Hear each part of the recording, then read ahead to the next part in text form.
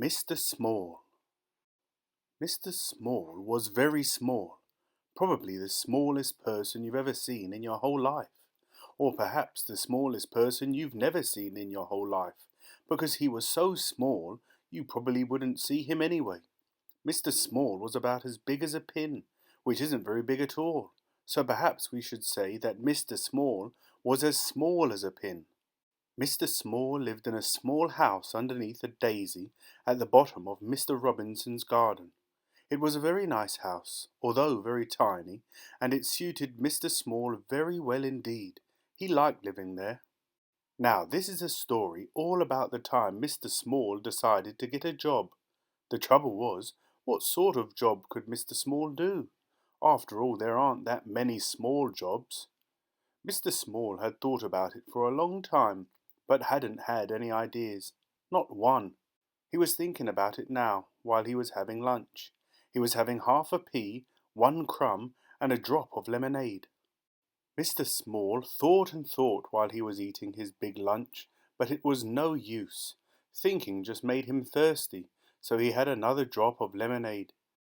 I know, he thought to himself. After lunch I'll go and see Mr. Robinson and ask his advice. So after lunch he left his house and walked to Mr. Robinson's house at the top of the garden. It was quite a long walk for somebody as small as Mr. Small, and halfway there he stopped for a rest. He sat on a pebble, feeling quite out of breath. A worm crawled by and stopped. "Good afternoon, Mr. Small," said the worm. "Good afternoon, Walter," said Mr. Small to the worm, whom he knew quite well. "Out for a walk, are you?" asked Walter. "Going to see Mr. Robinson," replied Mr. Small. "Oh," said Walter. "About a job," added Mr. Small. "Oh," said Walter the worm again, and crawled off. Walter was a worm of very few words. After he had rested for a while, Mr. Small set off again and walked all the rest of the way to Mr. Robinson's house without stopping once. When he got there, he climbed up the steps to Mr. Robinson's back door. He knocked at the door. Nobody heard him. He knocked again at the door. Nobody heard him. The trouble was, you see, that if you're as small as Mr. Small, you don't have a very loud knock. Mr. Small looked up. There, high above his head, was a doorbell. "How can I ring the bell when I can't reach it?"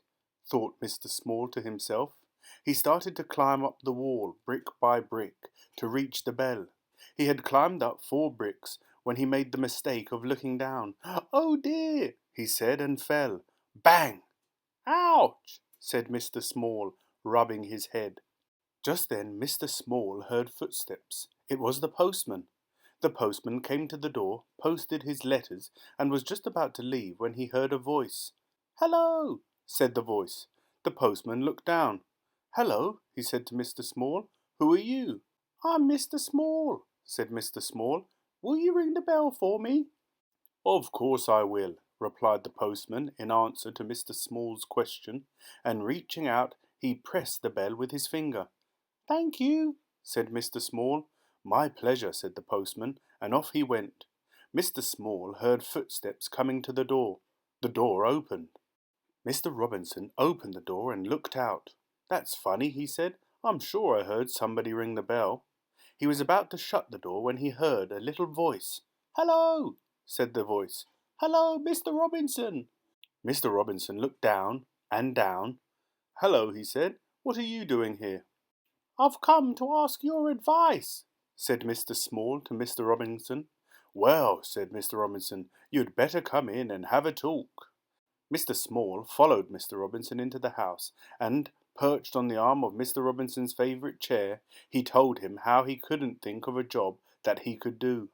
Mr. Robinson sipped a cup of tea and listened. "So you see," Mr. Small explained, "how difficult it is." "Yes, I can see that," said Mr. Robinson, "but leave it to me." Mr. Robinson knew a lot of people. Mr. Robinson knew somebody who worked in a restaurant and arranged for Mr. Small to work there, putting mustard into mustard pots. But Mr. Small kept falling into the pots and getting covered in mustard, so he left that job. Mr. Robinson knew somebody who worked in a sweet shop and arranged for Mr. Small to work there, serving sweets, but Mr. Small kept falling into the sweet jars, so he left that job. Mr. Robinson knew somebody who worked in a place where they made matches and arranged for Mr. Small to work there, packing matches into boxes. But Mr. Small kept getting shut in the boxes with the matches, so he left that job. Mr. Robinson knew somebody who worked on a farm and arranged for Mr. Small to work there, sorting out the brown eggs from the white eggs. But Mr. Small kept getting trapped by the eggs, so he left that job. "What are we going to do with you, Mr. Robinson?" asked Mr. Small one evening. "Don't know," said Mr. Small in a small voice. "I've got one more idea," said Mr. Robinson. "I know somebody who writes children's books. Perhaps you could work for him." So, the following day Mr. Robinson took Mr. Small to meet the man who wrote children's books. "Can I work for you?" Mr. Small asked the man. "Yes, you can," replied the man. "Pass me that pencil and tell me all about the jobs you've been doing. Then I'll write a book about it. I'll call it Mr. Small," he added. "But children won't want to read a book all about me," exclaimed Mr. Small. "Yes, they will," replied the man. "They'll like it very much."